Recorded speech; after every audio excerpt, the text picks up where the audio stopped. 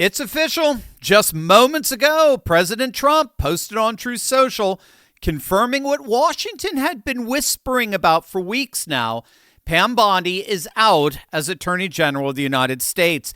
In classic Trump fashion, he praised her on the way out the door. His statement called Bondi, quote, an American patriot and loyal friend who faithfully served and oversaw a crackdown across our country, with murder plummeting to its lowest since 1900. He noted that she'll be moving on to an important new position in the private sector.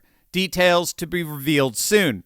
And just like that, one of the most consequential personnel movements of Trump's second term is done. But here's the thing. The how of this firing is the easy part.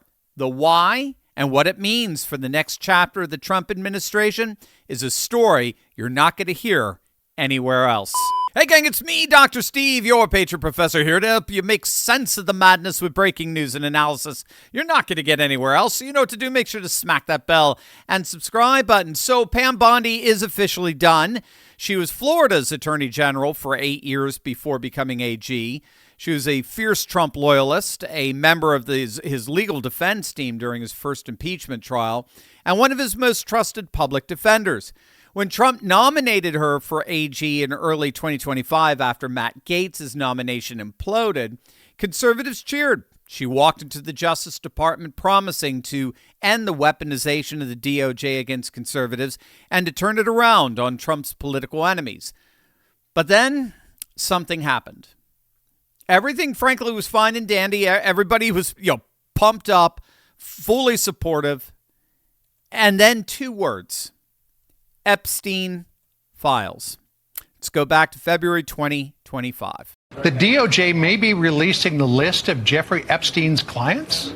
Will that really happen? It's sitting on my desk right now to review. That's been a directive by President Trump. I'm reviewing that. I'm reviewing JFK files, MLK files. That's all in the process of being reviewed because that was done at the directive of the president from all of these agencies. So have you seen anything that you said, oh my gosh? Not yet. Okay. Well, we'll check back with you. Now, the problem there is that literally days later, the DOJ turned around and said that no such client list existed.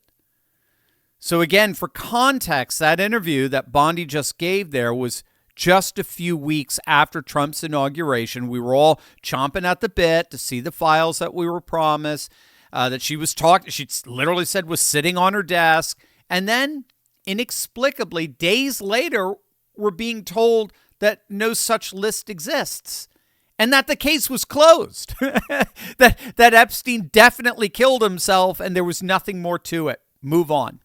And so obviously these two narratives completely clashed, and that clash detonated a political crisis that never fully resolved.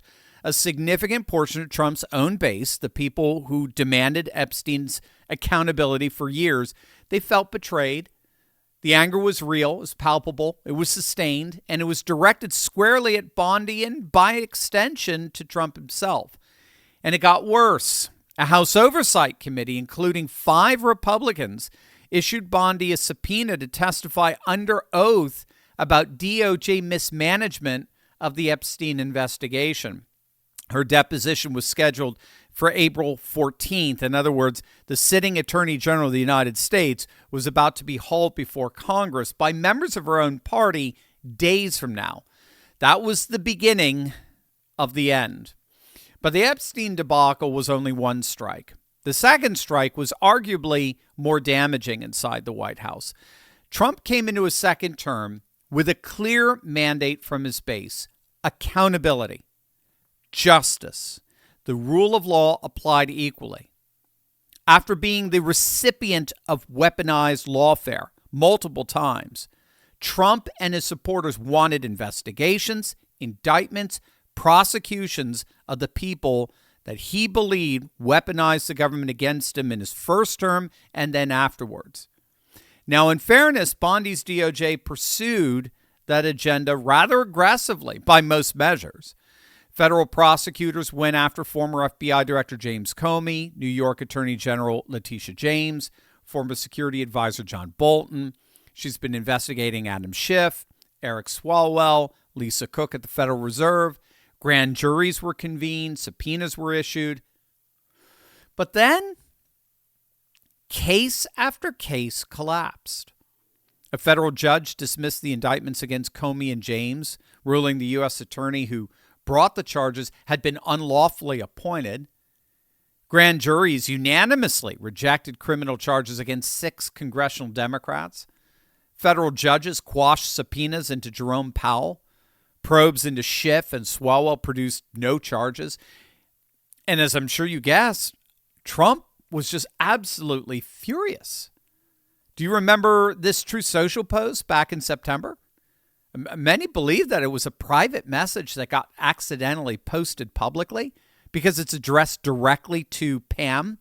And it says, quote, "I've reviewed over 30 statements and posts saying that essentially same old story as last time. All talk, no action. Nothing is being done. What about Comey, Adam Shifty Schiff, Letitia? They're all guilty as hell, but nothing is going to be done. We can't delay any longer. It's killing our reputation and our credibility. They impeached me twice and indicted me 5 times over nothing. Justice must be served now." So, regardless of whether that was a private message or not, clearly Trump was pissed and losing his patience with Bondi, as I know many of you were as well. I heard that every week over the last year. When the heck are we going to see the indictments, the perp walks? What's going on here? Well, as far as President Trump is concerned, not enough and not soon enough. And so Pam is now gone. So what next? That's exactly what we're about to find out. But first, let me ask you a serious question. If you could earn consistent double-digit returns guaranteed by law, would you still risk your money in volatile markets? Because most investments today, if you think about it, they come with a catch, right? Stocks go up, but then they drop. Crypto is unpredictable, and real estate takes time, capital, and headaches. But I just learned about a method that's completely different from a friend of mine, Jay. It's backed by government authority. The returns are set by state law, and you can literally test the waters with as little as $50. No market timing, no complicated strategies, no dealing with tenants, no rehabs, and it doesn't take over your life either, just a couple of spare hours a week. This is the kind of predictable, law-based return strategy that institutions and hedge funds have secretly relied on for years. But most Americans have never, ever been shown it. So I asked Jay how long it would take him to teach me. And he told me he could explain the entire strategy and actually walk through it live in less than an hour. And that's when I asked him to do the same thing for you guys. And he agreed. Jay is hosting a free live masterclass Tuesday, April 7th at 8 p.m. Eastern. We'll show you exactly how the system works, why the returns are guaranteed by law, and how everyday Americans can get started with very little time and very little money. But it's live only, no replays. So go to turleyclass.com to register. That's turleyclass.com, or just text Turley to 72,000. Again, Tuesday, April 7th at 8 p.m. Eastern. If you want predictable returns without the risk, volatility, and complexity of traditional investing, I'll see you in this amazing masterclass. So who runs the Justice Department now? Well, immediately Deputy AG Todd Blanche steps in as acting Attorney General. But don't expect Blanche to last that long. He was Trump's former personal criminal defense attorney. But nevertheless, he's widely reported to actually have been the one who quietly pumped the brakes on the most aggressive prosecutorial targets inside the DOJ, prioritizing legal caution over political results. And as a result, I mean, the base, by and large, doesn't like him. Trump knows it. So Blanche, I think, is just a placeholder. He's not the future. The name generating the most buzz right now in MAGA circles for the permanent role is Lee Zeldin, currently the EPA administrator. He's a former Republican congressman from New York. He's a hard-charging Trump loyalist known for aggressive political combat. So Zeldin zero prior law enforcement or prosecutorial experience. But that actually appears to be a plus at this point. Trump doesn't want a lawyer's lawyer running the DOJ. He wants a fighter who's going to pick up the phone, go after targets, and not flinch when the institutional establishment pushes back.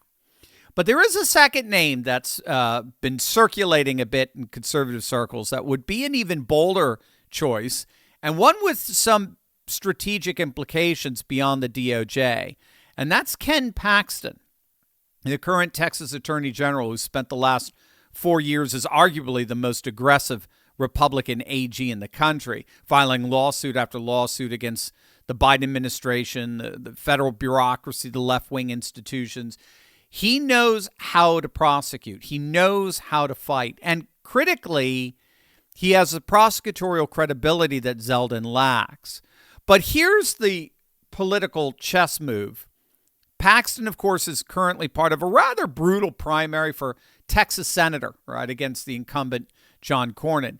And the theory goes, elevating him to attorney general solves that problem cleanly, because Trump hasn't endorsed anyone yet in that race. What it would do is it would remove a contentious intra-party battle from the Texas Republican landscape, at the same time rewarding one of Trump's most loyal fighters with the biggest law enforcement job in the country. And then it would sound a very loud signal to the left that the DOJ is now in the hands of someone with a proven track record of taking them on and winning. Now, of course, we'll see what happens. But circling back to Pam Bondi, we talked about two strikes, right? The Epstein thing and then her failure for prosecutions. But I think there's a third strike in all, and that's the real lesson in all of this. We have to remember she was a Trump loyalist. She stood by him through 2 impeachments and a criminal trial. She's always had his back. And yet he fired her. And that's because in Trump's second term, loyalty is necessary, but it's no longer sufficient. Results are the currency now. The message to every member of this cabinet is unmistakable. Deliver or go home. This is the golden age. And in the golden age, your pedigree is measured ultimately by what you produce. And that is where Pam Bondi found her third strike. That's where she fell short. The DOJ is about to get a new sheriff. Washington is about to feel it. And we're all just getting started.